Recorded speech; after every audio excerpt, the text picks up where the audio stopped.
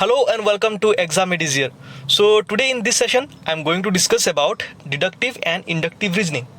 So जो भी UGC के एस्पिरेंट्स है आप लोगों के लिए ये सेशन बहुत ही इंपॉर्टेंट हो जाएगा because in logical reasoning in UGC NET actually what is happening is the theory questions are also coming, so you have to be very careful with the theory questions also, and you have to clear all the concept from this theory part so that you can score each and every marks from these topics. Okay, so आपके इन्हीं topics को मैं clear करूंगा और आपको मेरे साथ जुड़ जाना है. मैं सारे के सारे सेशंस कराऊंगा आप लोगों के लिए, और इसीलिए जो भी नए व्यूअर्स मेरे चैनल में आज इस सेशन को देख रहे हैं उनसे बोलूँगा कि अगर आपने अभी तक चैनल को सब्सक्राइब नहीं किया है तो उसको सब्सक्राइब कर दे और जो बेल बटन है उसको दबा दे, ताकि इसका जो नेक्स्ट मैं वीडियो लेके आऊँगा वो आपको आते ही आपको नोटिफाई हो जाए. ठीक है, और इसका जो नेक्स्ट सेशन करूँगा वो करूँगा मैं structure of categorical proposition, and this topic is also very important.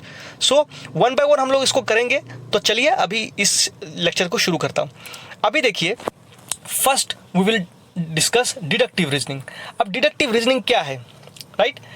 Now in deductive reasoning specific premises are derived from general statements. देखिए अब होता क्या है ना, डिडक्टिव रीजनिंग में कुछ स्पेसिफिक प्रीमाइसेस होते हैं, right? That means you are what we are doing is we are concluding with a concluding to a specific statement. That means we will be using some general statements to come to a conclusion with a specific premise. So आपको basically करना क्या है, आप एक example से समझा रहा हूँ. एग्जांपल पे अगर आप देखोगे तो स्टेटमेंट क्या दिया हुआ है. देखिए, Indians are intelligent, Rahul is an Indian. That means ये जो दो स्टेटमेंट है these are general statements, right?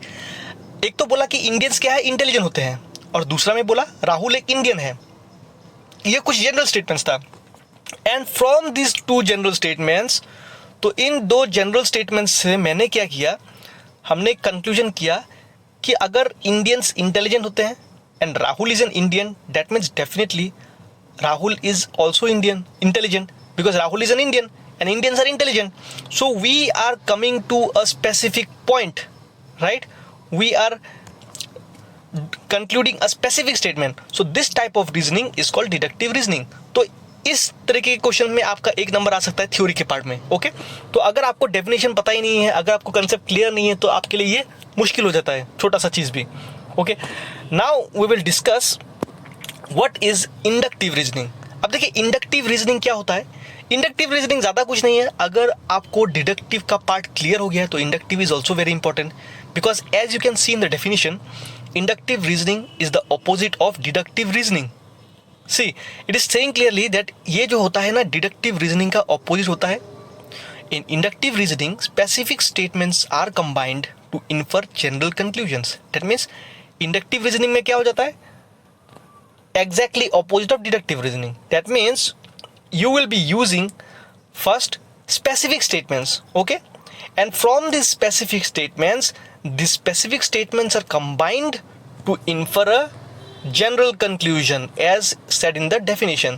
तो हम लोग पहले क्या करेंगे, स्टेटमेंट में हम लोग स्पेसिफिक स्टेटमेंट यूज करेंगे. तो चलिए एक एग्जांपल के साथ समझते हैं. नाउ द एग्जांपल, इसमें तो स्टेटमेंट दिया हुआ है. देखिए, Rakesh who is a footballer is good in swimming. तो राकेश एक फुटबॉलर है and he is good in swimming. Second statement, Frank who is a footballer is good in swimming. और फ्रैंक भी एक फुटबॉलर है and he is also good in swimming. Thirdly it is said Rohit who is a footballer is good in swimming. अब देखिए, रोहित भी footballer है और वो भी गुड है स्विमिंग में. तो that means we were using some specific statements because we know who he is. He is a footballer and he is good in swimming also. So specific statements are given. Now we will come to a general conclusion. So from these three statements observation, we are clear. That means we are trying to conclude that footballers are good in swimming, right?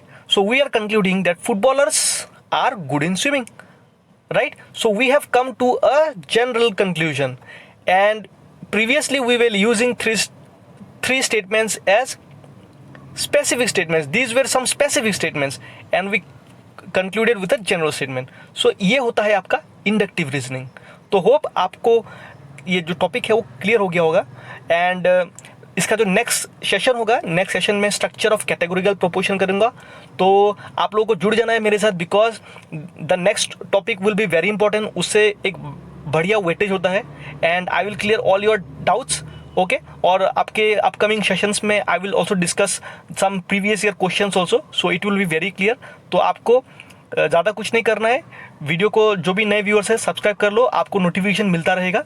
Okay, so thank you for watching today session.